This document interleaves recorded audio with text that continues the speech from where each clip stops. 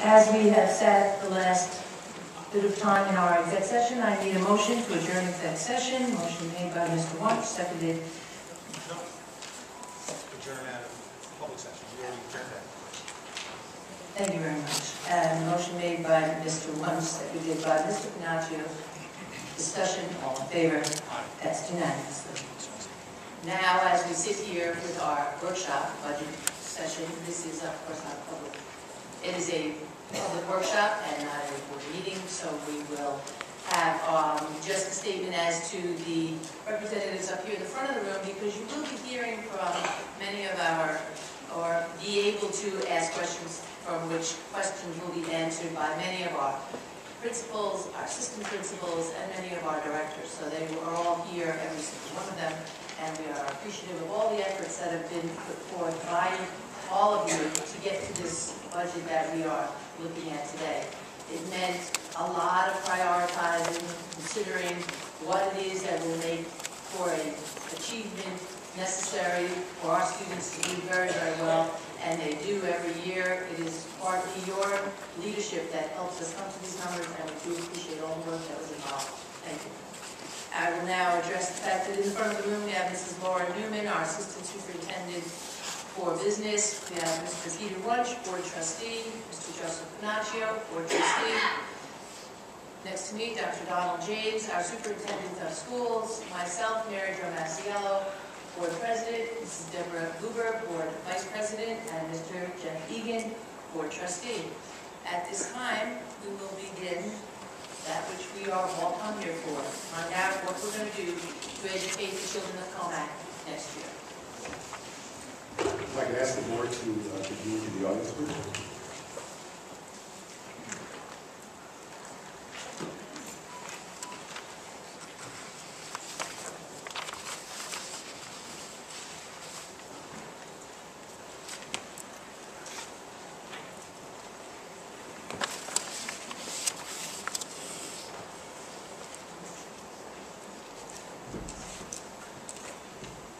Thank you.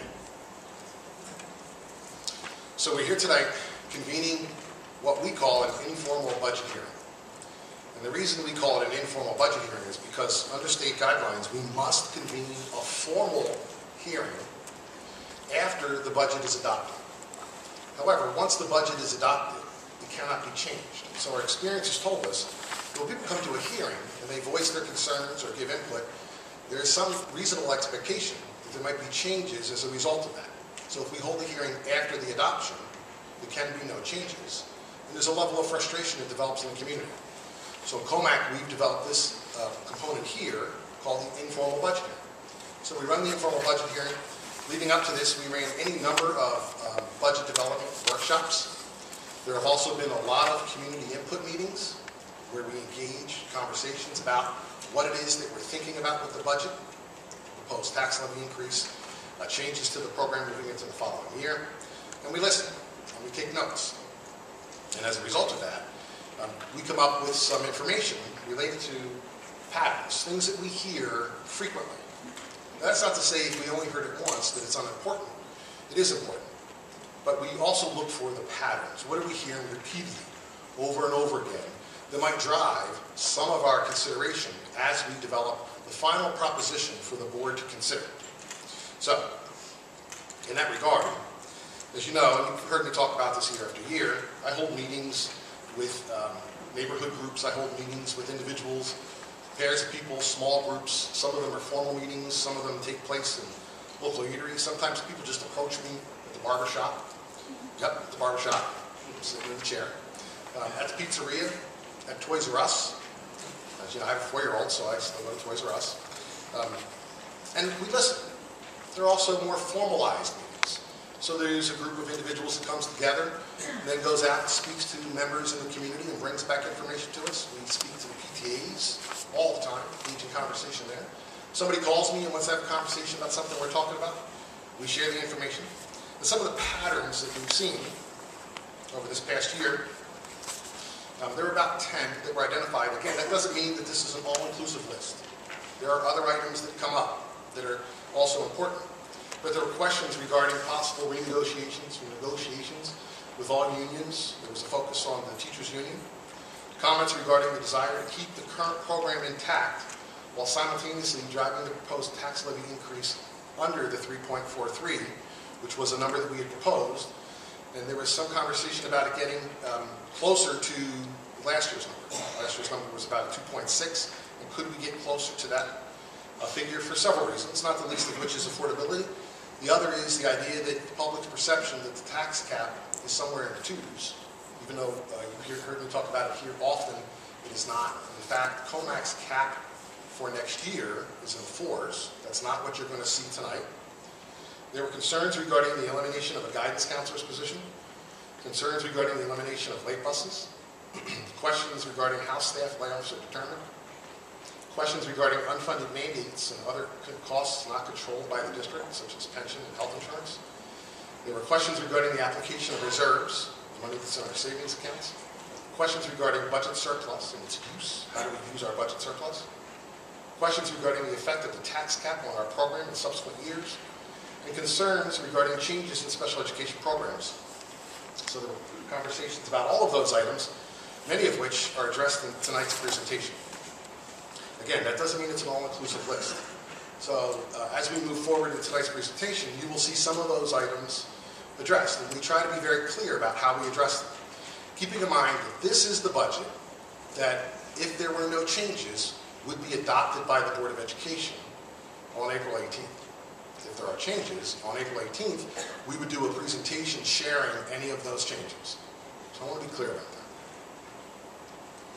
So the guiding idea is, and I put this up every time, and I put it up every time because it's important for all of us to keep this in mind. Now, the guiding idea is, aren't in any rank order, you may change that order in your head as an individual. What's most important to you? Conservative budget, increased academic growth, maximizing revenues, but that's okay. This is the order that we put them up on the slide here. And then I thought it important for us to talk a little bit about what it is that the board is charged with as they engage in their work day in and day out with regard to the stewardship of the school district. So the board and superintendent's goal, and their role, I should say, is to steward the district. How do we manage the district day in and day out? Predominantly, the board's role is through policy and then implementation through their CEO, the superintendent of schools. So they set policy, guiding ideas. Through the superintendent of schools, there's an implementation process. I work directly for the Board of Education. I represent the voice of the board. So, in that regard, there are three primary elements that we focus on. And I did put these in some order, having to do with what I believe is most important. And maintaining and growing our program is our goal. How do we provide the best education possible for the children of this community? So how do we maintain and support research-based academic programs and structures? How do we do that? Class sizes, IB programs, honors programs, advanced placement programs, special education programs, English as a second language programs. The list goes on. Arts, physical education, athletics, all of that is part of that. Enhancing opportunities for student growth and success.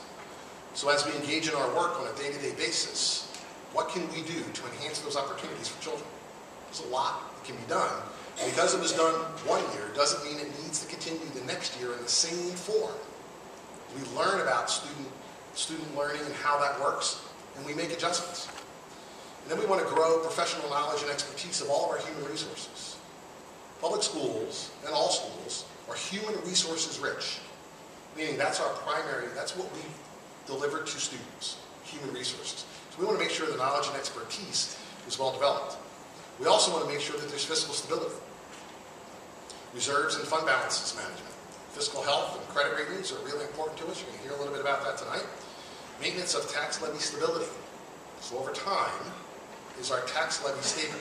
Meaning, are the increases stable? Do people reasonably expect a certain level of an increase that is manageable for the community? And that is obviously an item for debate in the down economy in particular, and on Long Island with regard to the amount of taxes people pay for their homes. It's a non-judgmental statement. We need to maintain some stability so people understand what to expect.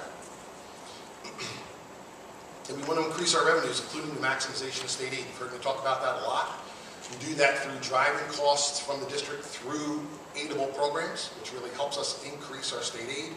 But we also engage in a lot of advocacy work, and a lot of people in this room helped us with that this year, and we're going to talk about how that resulted in some additional revenue for the school district. And then the assets of the district. The physical assets of the district have to be maintained. So the buildings and grounds and maintenances and upgrades. So you've heard about bond issues that support construction projects, but we also have smaller things, the energy performance contract, the capital improvements through Excel, other infrastructure like technology enhancements, and some of those things come out in tonight's presentation. But that's the work.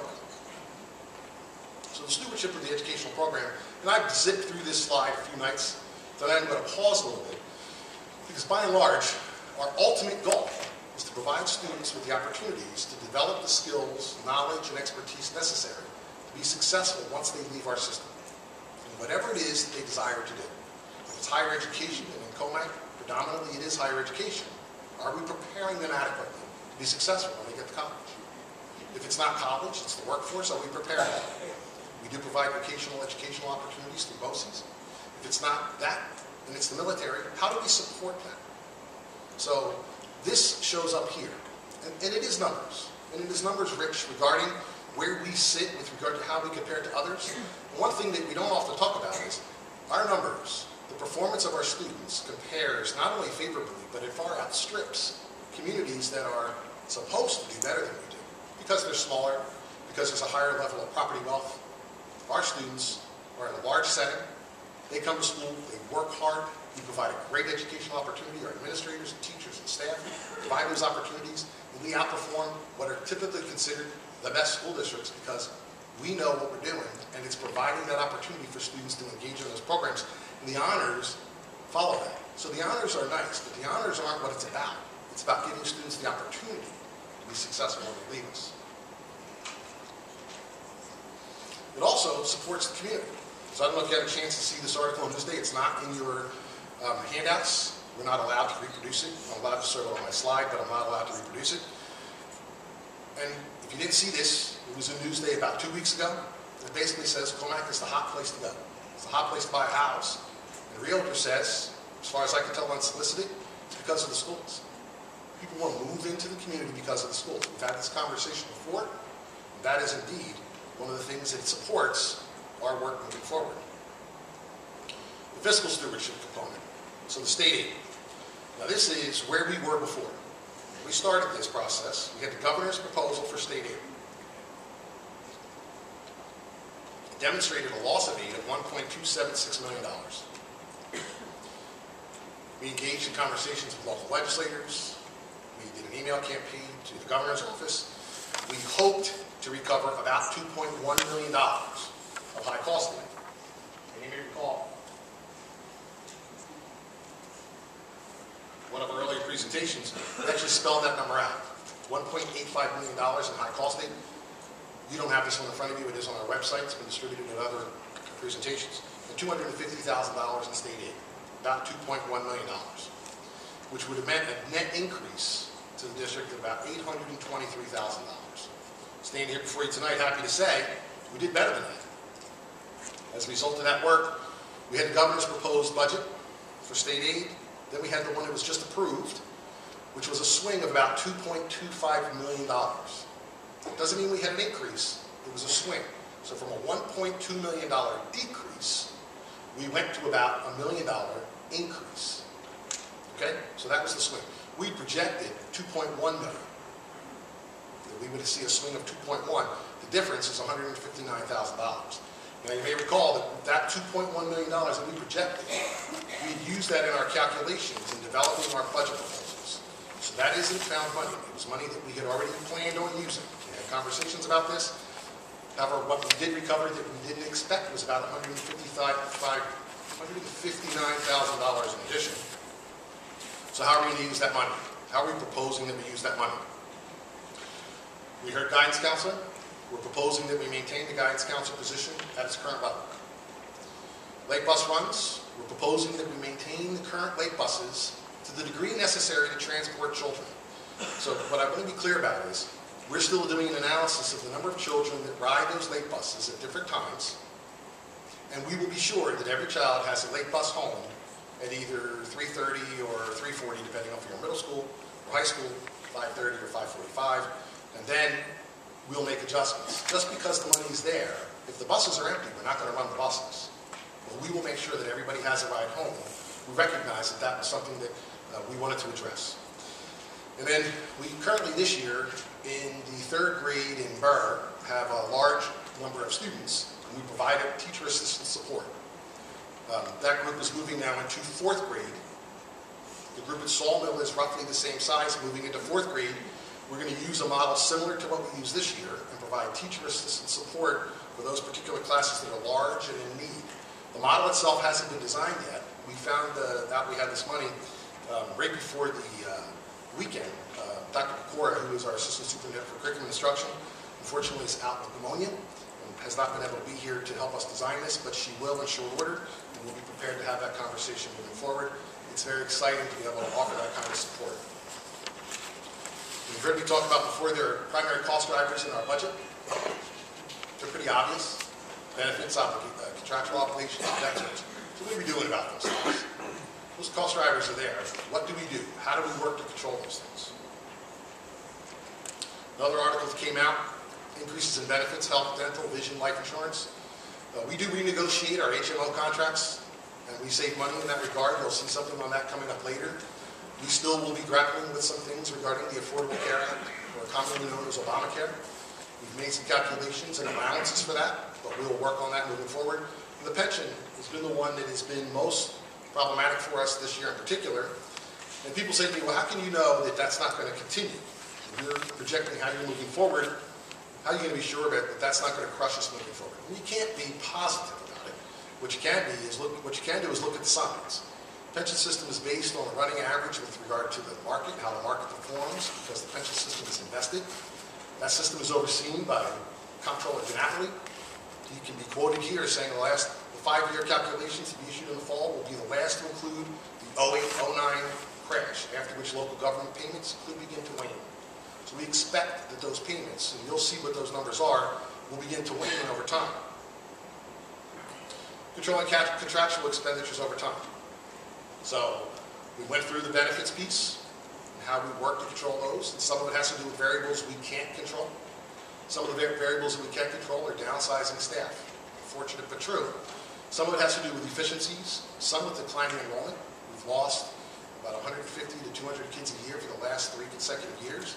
Some of it is a result of declining revenues. And then we also have collective contract negotiations, whether it's with collective bargaining or vendor contracts. So that's how we work to try to control contractual costs. So contractual costs aren't always all employees. So there are other components we want you to be sure of, and these are the variables with which we try to manage. Over the years, we have done that. And we want to be sure that people are aware that we did those reductions in district office 2 years ago. Building level, we made some changes there. That's in your, these are the same slides you've seen probably 5 times. Building level administrative reductions, buildings and grounds restructuring. And we continue this process, 1, because the population continues to decline, and 2, actually 3 reasons. We look for efficiencies, and the third is if we don't have the funds to support those positions, then we simply don't have the funds to support those positions, as difficult as that is. And the teaching we've talked about, this is a little different than the last time we put this slide up, because at the very end, where it says minus 17.64, it used to say minus 18.64, but because we restored the guidance counselor position, that number has changed. Increased revenues and savings through contract renegotiations and other avenues. Contract for the transportation, as you know, has been renegotiated. The savings each year is about $350,000. The HMO contract, the same thing.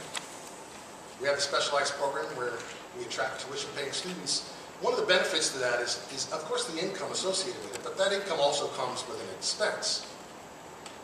One of the real benefits is that we have students that we had to place outside of our system because we didn't have programs inside that we could afford. So now that we have the tuition program, we can bring those children back and realize the savings in money, which is important to us, but more importantly, they're educated in their home schools.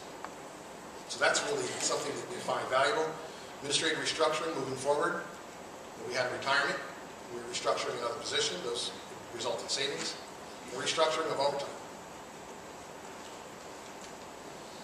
So, controlling our debt service, that's our third cost driver, controlling our debt service. This is the better news that we have to announce tonight. We have really three good pieces of news. One is student achievement and performance. The second was the recovery of state aid. The third is we went out to restructure some of our bonds that were taken out in an effort to build additional facilities in the school district and do capital improvements. In order to do that, we must get a Moody's rating. You probably heard the Moody's rating. People go out all the time to get Moody's ratings, organizations. So we went out and got a Moody's rating, and we received AA2 credit rating. And in Moody's letter, Mrs. Newman, if I'm not mistaken, that letter is available here tonight? Yes, it is. So anybody who's interested in reading the Moody's letter, it's here. It talks about the strengths and why we received the rating, and it talks about the limiting factors, and if some of these things change, our credit rating will be altered. You've heard me talk about this publicly before. This is our first opportunity to show you how this actually comes to fruition. Coming to fruition when we do that. Moody's says, because we have conservative budgetary practices and fiscal management, we have sufficient financial flexibility with satisfactory reserves, and we have a tax base with above average demographics, we can issue this rating to you. So that's why. What that means is that we refunded $47.5 million worth of serial bonds. And when we did that, it resulted in net savings of $3.2 million over the next 12 years. Real money. This year, $800,000. We are going to give that back and offset the tax levy increase. Savings in 2013-14, next year, $144,000, allows us to drop our debt service code. So each year thereafter, we will receive savings in the neighborhood of $96,000 to $244,000 in debt service payments that we no longer have to make. That is substantial. So, for 2013-14, we are going to utilize $800,000 to offset the 13-14 tax levy.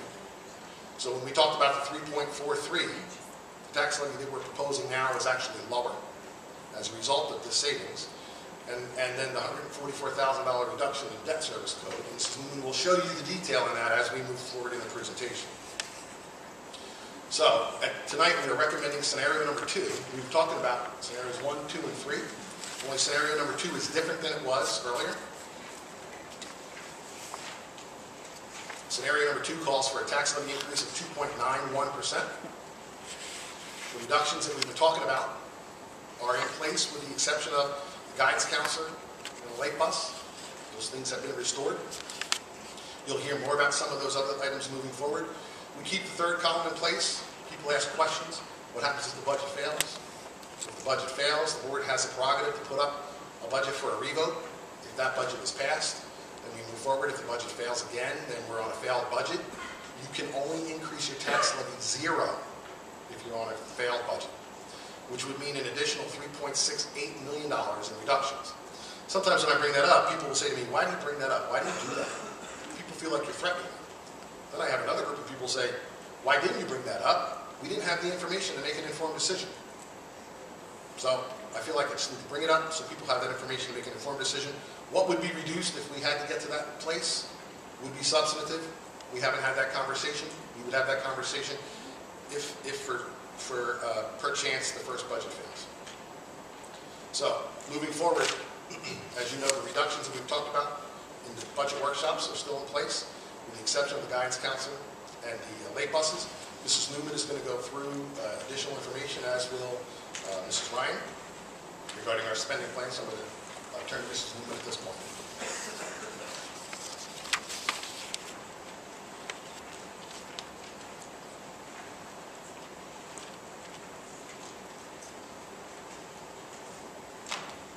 Thank you, Dr. James. And we start off with our spending plan, our infamous pie chart that gives the board as well as the public an idea of where the majority of our spending plan resides. Overall, as Dr. James spoke of, we're looking at a budget-to-budget increase of 4.69%. Here are the major state categories: general support, instruction, transportation, employee benefits, debt service, and interfund transfers. As Dr. James had spoken of in the previous slides, what our main cost drivers were, benefits, contractual obligations, and debt service is certainly borne out here.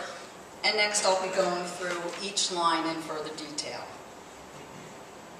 So beginning with our general support categories, our Board of Education costs are going up a little over $11,000. That is related to associations, memberships, advocacy, fees that we belong to, not individual to the Board of Education, but rather to the different associations that the school district belongs to. District clerk is showing no change. Our district meetings, budget to budget, no change. Chief school administrator is seeing a slight decrease, and that was related to a personnel move. Business administration has a slight increase. That is a result of contractual obligations countered by reductions as well.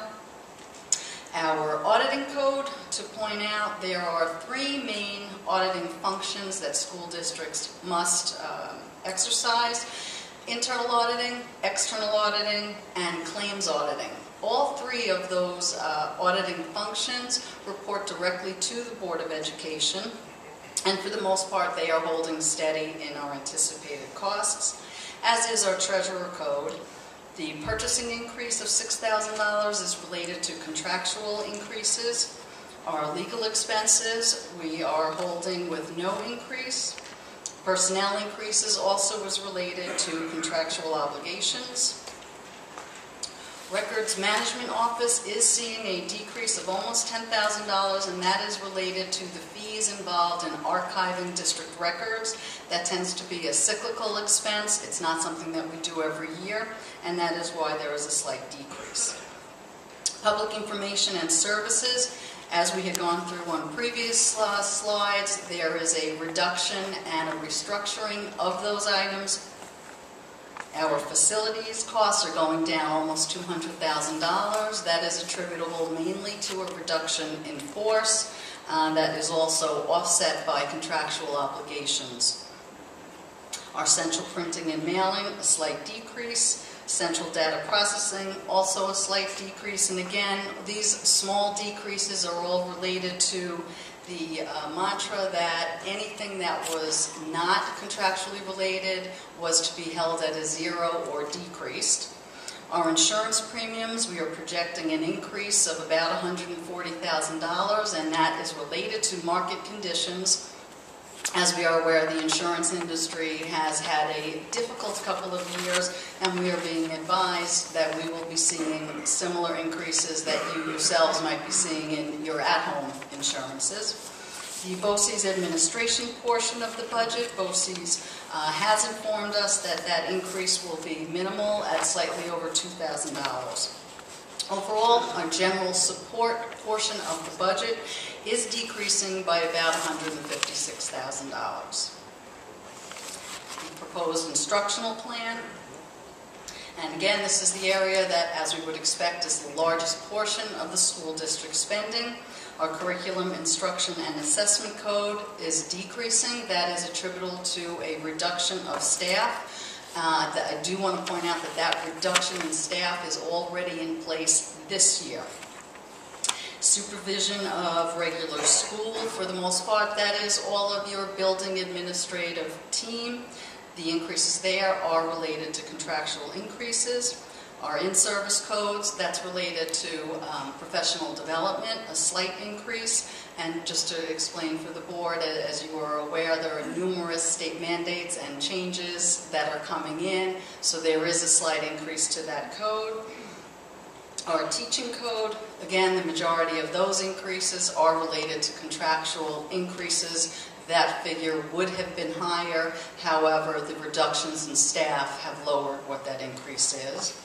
Special education costs are increasing by about $600,000. That is related to an increase in our student population with special needs. And just to refresh, as Dr. James had spoken of, our special education classes also support guest student programs, which generates revenue to the district as well. Our OC-Ed costs remaining stagnant or at the same levels. The next three items do have an asterisk, and I point that out because these are self-supporting programs that have a direct offsetting revenue. So this does not impact the tax levy whatsoever. Should those programs be expanded or incur larger expenses than what we project in the budget, what would happen is there would be an increase done to the budget with a direct offsetting increase to the revenue so that they always remain revenue neutral. Our library is decreasing. Again, that is related to reductions in staffing to those areas. Computer-assisted instruction does have an increase, and that is related to two items. Movement of equipment purchases to this code because it does generate state aid, and also our multi-year BOCES leases are coded to this area. Our guidance services is decreasing. However, I would like to point out that that is not due to a reduction in staff, as Dr. James had pointed out. That has been returned and resumed into the budget. Our health services, a slight decrease, and again, that is related to a reduction in staffing. Psychological services, those increases are also related to contractual increases. Social work, co-curricular, contractual increases. Interscholastic athletics, that is, there were two reductions, and that had been discussed previously on the athletics evening. There are contractual increases which are included here, and that figure of a $44 reduction is net of both of those items. So we thank you, Mr. Friel. Transportation services, again, shows a slight decrease. We will have 3 fewer large buses next year. That is offset by the contractual vendor obligations, resulting in a net decrease of $467. Our contract transportation of $30,288 is obviously included of what I had just reviewed. And overall, there's a $31,000 reduction to all transportation services. The proposed undistributed costs we had reviewed at the last budget workshop, and again, this area is the main driver of the increases to the budget for this year. ERS, which stands for Employee Retirement System, those retirement system consists of 6 different tiers, tier 1 through tier 6. Depending on what tier the staff member belongs to, the rates are different. So here I did list what those rates are, anywhere tier 1, 11.4%, up to tier 6. That code is increasing by $435,000. It does represent an almost 14% budget-to-budget increase. As Dr. James had pointed in the previous slides, we are certainly hopeful that as we move forward and the economy continues to improve, as does the stock market, that we will see a leveling off of the increases of ERS and TRS. You might recall last year our ERS increase was a main driver.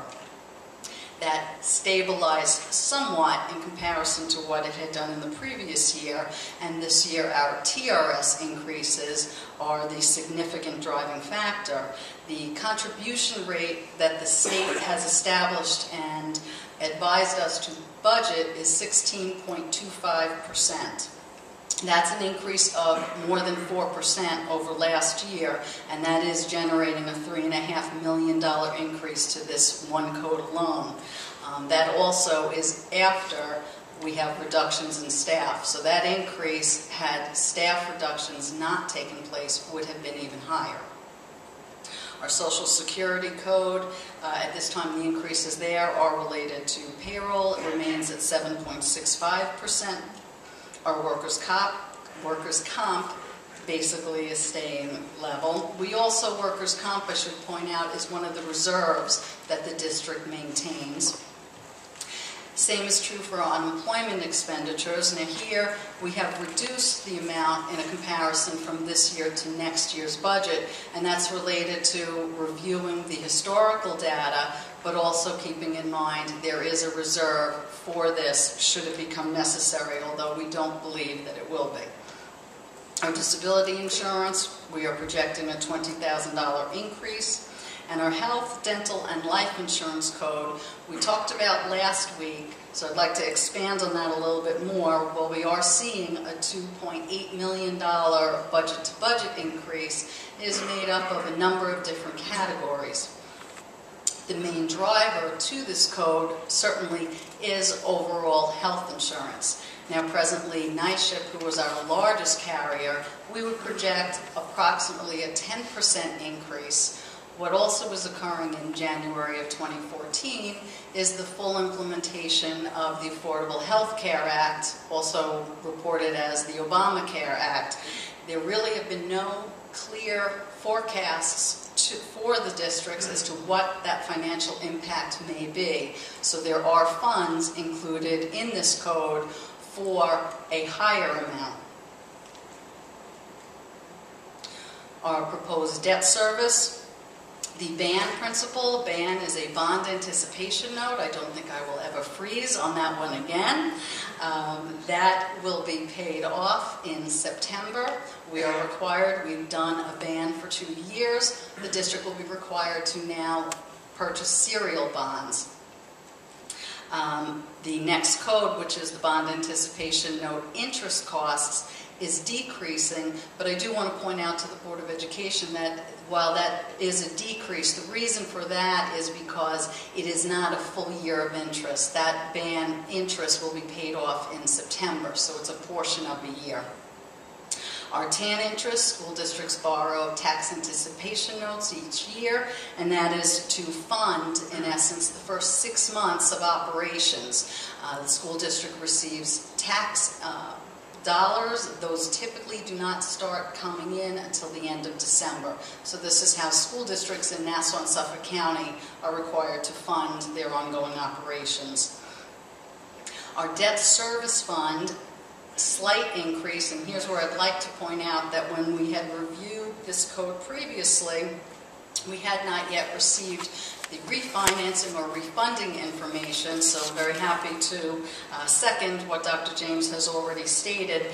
That code we were able to reduce by $144,000. So initially that code was higher by that same amount. Our transfer to special aid fund, that represents the costs that are mandated for the school district when we provide our special education students a 12-month education. Typically, school districts pay a portion and Suffolk County pays the other portion. Overall, a proposed budget-to-budget increase 4.69% with an associated tax levy increase of 2.91%. One of the questions that the community has asked and the board asked me to speak of briefly would be, what is the projected surplus? And typically we anticipate within our budget at year end, which obviously fluctuates depending on the market conditions, what happens during the school year, but overall we estimate having a year-ending surplus in the vicinity of 2 to 3%. And now I'd like to take a moment to invite Mrs. Ryan up. Thank you, Mrs. Newman.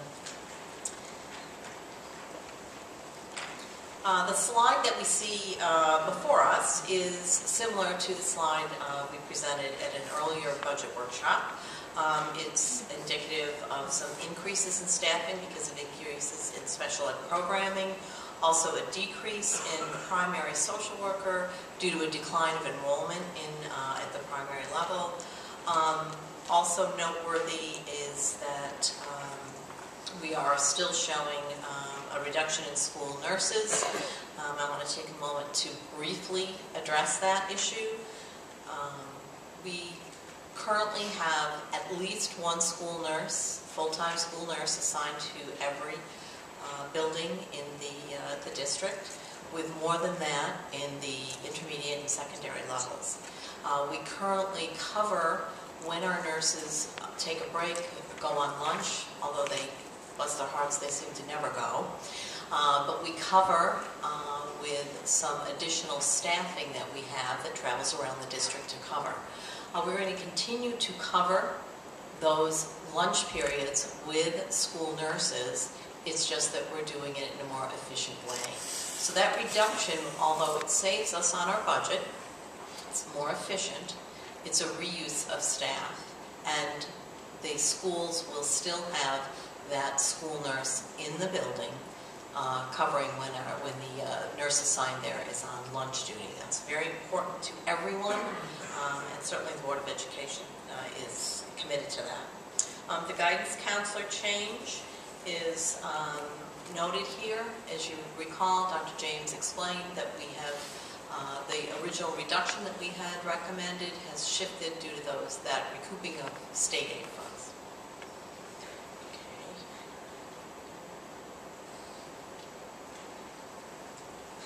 I didn't know which button to push. This slide was previously presented by Dr. Pecora. I'm going to try to do my best to fill in for her. This is the same slide with those total differences that we shared with you earlier. But again, the one difference is that we had previously shown a more than additional 1.0 reduction at the middle school, and that was that guidance counselor position. So the total reduction previously had been 18.64 FTEs, and now we're showing the 17. This is very important to everyone. We know that. This has to do with class size at the elementary level. This slide is very similar to the previously shown slide with a little bit of an addition. So you note on the slide that we have broken down each elementary school and then shown you a range of class sizes. An important piece for the community members that they shared, especially with Dr. James, was a concern about what will we cap at. We had originally shared with everyone that we know we have a contractual cap. There was a great concern about would we go that high. Dr. James had suggested that we needed to identify a do not exceed limit. So what we've attempted to do is just that. So if you see now on the column that lists the buildings, each grade has a DNE, do not exceed number. So for example, in kindergarten, you will know that the highest class size that we're currently showing would be up to 21 at Indian Hollow and Northbridge. What we are sharing is that we will not exceed 23. So if during the summer we have an increase in enrollment, which sometimes happens, people move, many people like to come to Commack for our schools, if we increase so that any one of those kindergarten classes could have 24, we will at that point break out. We will not have a kindergarten class starting in September with more than 23 children. So you can see that if you go down through the rest of the grades, we've given you that do not exceed limit. A couple of things are important to note. First of all, those do not exceeds are still lower than the contractual limits by the CTA contract. So they're still below the contractual limits. Another piece is to understand how we would go about breaking out those classes. We currently, when we end this school year, and at this point in time, we have projections that are pretty solid, and that's where you see these numbers from. But again, sometimes over the summer, we have people move in.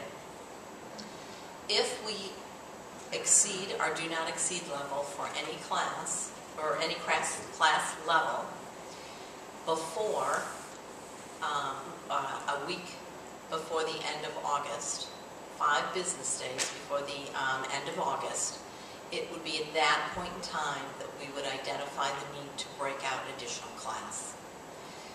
This has been very thoughtfully worked out. It is very disruptive to break out another section and create another class after school has begun. So we would be very reluctant to do that. However, again, if this population increase happens on any grade level before school begins, we would at that point notify parents that their teacher is changing. We would regroup the classes. That gives us enough time to bring in additional staffing and to prepare. So that is the manner in which we're addressing that this year. This is the first time we've used this particular formula, if you will. So we're going to be monitoring this very carefully this year, and perhaps next year at this time when we're explaining our class sizes, we'll tell you that we're going to use the exact same procedure, or we may have found that there's a better way to do it.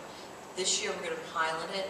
We're very confident that we have taken into account pretty much everything we could, and we are confident that this is the best way to keep those class sizes where they need to be with good planning.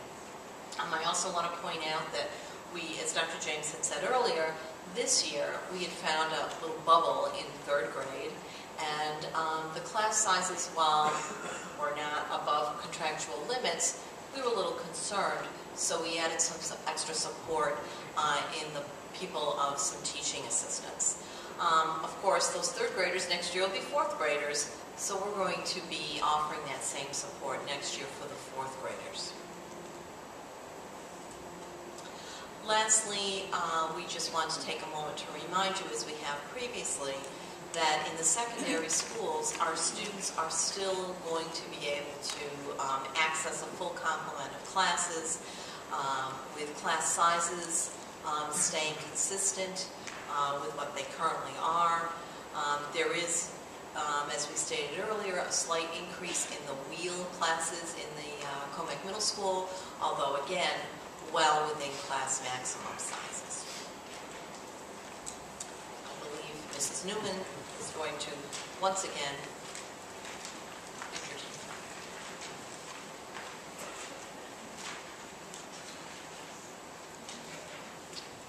Thank you. And again, we refer to our pie chart, the reality in New York State, and certainly for Commack, the breakdown of our total financing plan. The overwhelming majority is the property tax section. Here we have what New York State Education Department has provided for us in our state aid projections for next year. And I have to say, out of an abundance of requests from the board and certainly the community, is there any way you could make that more readable? What I've done here is we've prepared a chart which is a little bit smaller in nature. The condensation of the expenditure-driven aids, that has been changed into one line item. So certainly if you'd like to see the breakdown, the teeny tiny, still there, and you can see that. But this is the same projection from the state-approved package. The foundation aid, which we had seen frozen the past couple of years, there was a 0.3% increase to all school districts. That represented about $64,000 increase for Commack.